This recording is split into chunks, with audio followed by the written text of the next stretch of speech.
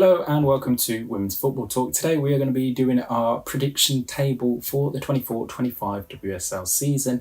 As it has become a yearly tradition on this channel, we try and predict who will finish from 12th right the way up to first, and I'll give a little bit of reasoning behind each one of them. And if you have missed out on any of our team previews, make sure you head over to our playlist which we have created on the channel so you can have a look at all of them. So let's get into it. And it's always a guess game. I'm never particularly picking a favourite team, so just take it all with a massive pinch of salt. I'm not going to try and predict I'm some sort of guru or Mystic Meg. I'm just doing this purely out of fun. So starting off in 12th place, I have Crystal Palace. And for me, Laura Kaminsky's side, yes, they've strengthened well in the window, but it's always the new team in the WSL that is always going to struggle. And I think Crystal Palace will take a bit of time to get used to all these new signings settling in and playing in the WSL. And obviously they're missing Elise Hughes, who was their big top scorer in the championship last season. Obviously she sustained an ACL injury, so her missing out on the 24-25 campaign is going to hamper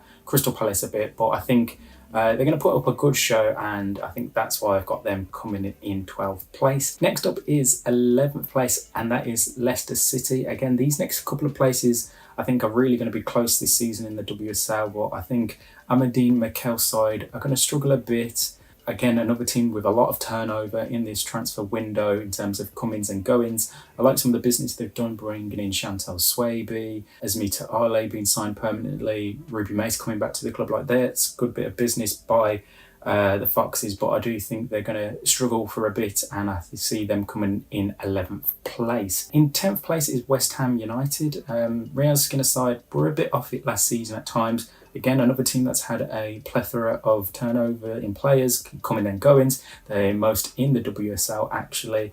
And I think the big loss for them is going to be Mackenzie Arnold in goal. Yes, they've got Megan Walsh, the Republic of Ireland international, plus they signed Kinga Szymek, the Polish international. So they've got good options to replace Arnold, but I think it's just going to take a bit of time for that to settle in. And a big bonus for them is obviously welcoming back Dagny Brynjas-Dottir off her maternity leave. How long will it take her to get back to full fitness and playing regular football? I think it's going to take a bit of time to get used to, but the changes at West Ham has been quite a lot, and I think anywhere between 8th and 11th is realistic for the Hammers. Next up in 9th place is Everton. Brian Saracens' side have been, again, really unlucky over the last couple of seasons with injury at really crucial times. So I think it's going to hurt them at times. Again, losing Hannah Bennison this summer is going to be one that could potentially hurt them a lot. But I like the business they've done, bringing in Tony Payne and Inna Gabara from Sevilla.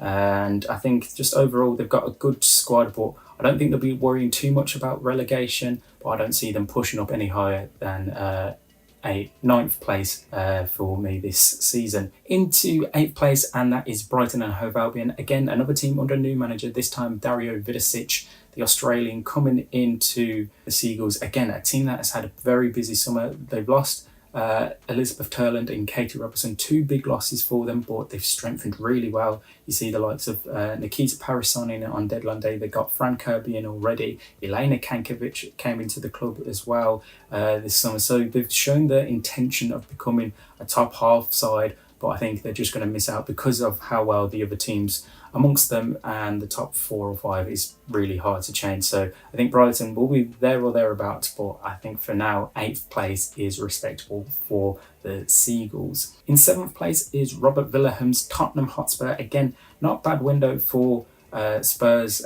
We've seen some players leave, likes of Ramona Petzelsberger. Barbara Votikova has left the club, Rosella Ryan. Celine Bizet is the big loss for them after her release clause was met by Manchester United. Then obviously they lost Grace Clinton, whose loan at Tottenham came to an end. There was talk that she could have gone back there permanently. So, and the business they've done in replacing them, so they brought in Mate Oroz and Hayley Rasso from Real Madrid. They brought in Claire Hunt. I like the business that they've done, and I think they're going to be a strong mid-table team, just below them for me, just below that in 7th place. In 6th place and right bang in the middle is Robert DePaul and Aston Villa.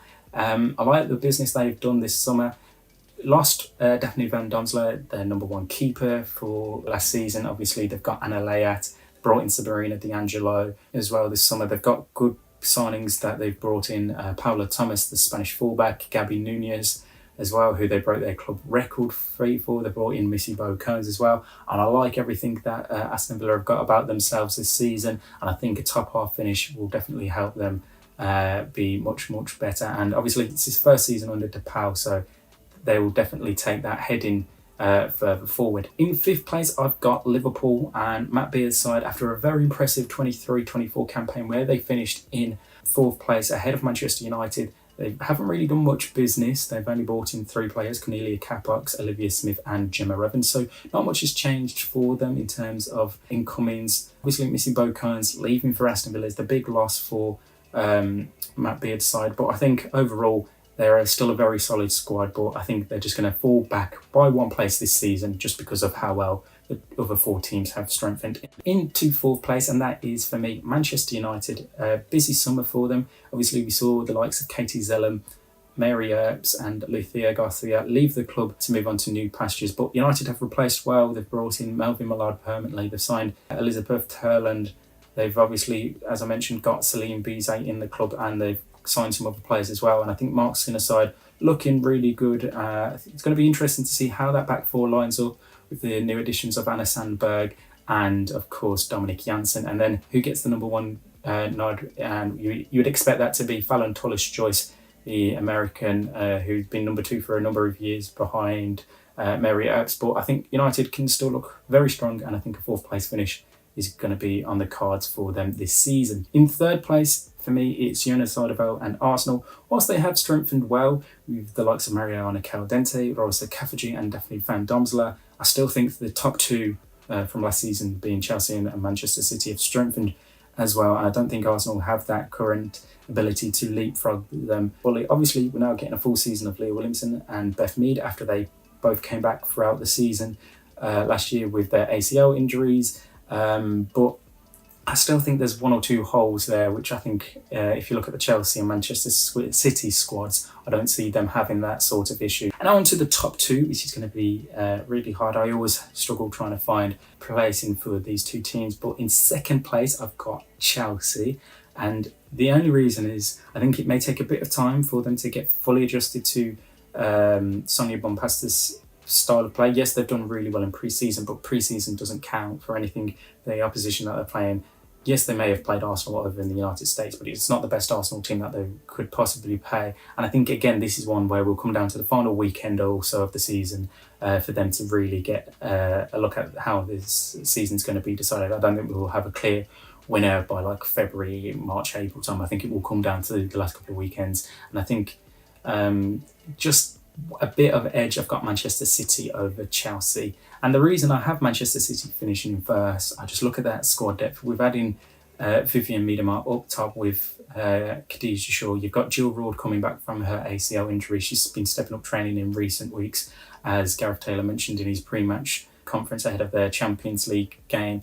You've also bring in Ayoba Fujina, a young Japanese striker as well. And then the other bits of business Manchester City have done. I think it's such a strong squad. And I think the hunger and the desire to end Chelsea's 5 WSL titles in a row and win their first title since 2016 is going to be something that is going to be eaten away at Manchester City this season. And I think they will finally get it done over the line. So that is my predictions for the WSL season. I'll run through it again. In 12th to 1st, 12th is Crystal Palace, 11th Leicester City, 10th West Ham, 9th Everton, 8th Brighton, 7th Tottenham, 6 Aston Villa, 5 Liverpool, 4 Man United, 3 Arsenal, 2 Chelsea, and number 1 is Manchester City. Let me know in the comments below your thoughts on my predictions and give me your predictions as well. In the meantime, make sure you like and subscribe and turn on the post notification bell. Make sure you're following us on Twitter, WF Talks, and on Instagram, Women's Football Talk, all one word as well. And subscribe for free over on our Substack page, womensfootballtalk.substack.com, for full articles regarding everything happening in the world of women's football. That's womensfootballtalk.substack.com